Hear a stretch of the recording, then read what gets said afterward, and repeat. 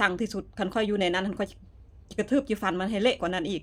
เพราะว่าค่อยเคยถูกโจรดึงกระเป๋าอายค่อยก็เคยโจรฟันแขนทั้ง2เบื้องจนหักแล้วก็ปุ้นเอารถจักรไปค่อยนะถูกโจรดึงกระเป๋าอยู่แถวสะพานทอง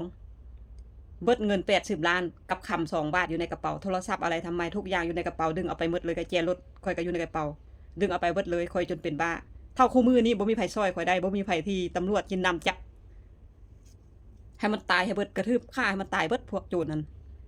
สิจ้องมันไว้เฮ็ดหยังคนที่คอมเมนต์ว่าคนที่ไปช่วยนะเฮ็ดเกินไปสาธุ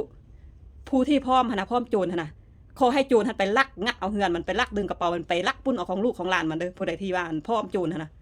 คนแบบนี้อย่างที่จงไว้เฮ็ดหยังฆ่ามันตายฮูมเบิดนั่นเป็นหยังก็ไปพร้อมโจรมันมีเหตุผลของมันจังดึงมันไผก็มีเหตุผลเบิดนั่นแหละไผก็อึดเบิดละเงินมันหายากไปดึงของเขาไปเฮ็ดให้เขาเจ็บเขาปวดก่อนสิดึงก่อนสิเฮ็ดนั่นคือบ่คิดบัดตายมาแล้วจีมาเว้าให้เขาใส่ขาหัวนั้นเฮ็ดกฎหมายแบบนั้นออกมากฎหมายแบบอัน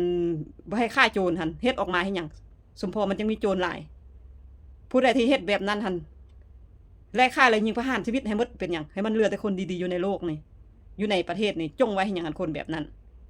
ถึกเป็นคือแบบค่อยนี่ค่อยหยังบ่ได้หยังจนบ่กล้าใช้คำโทรคู่มือนี่ย้อนหยังย้อนย่านโจรย่านขโมยมีเงินก็บ่เป็นสุขยันมันลูกหลานเขาก็เป็นอันนั้นหรือว่านิสัยเขาก็คึดจีรักจีปุ้นแนวนั้นแต่บ่ยังมาคอมเมนต์เว้า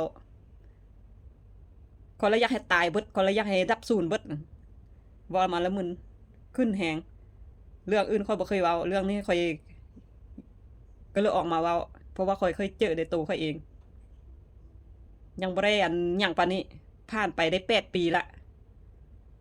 บ่เห็นมีแววที่จับโจรได้ปานนี้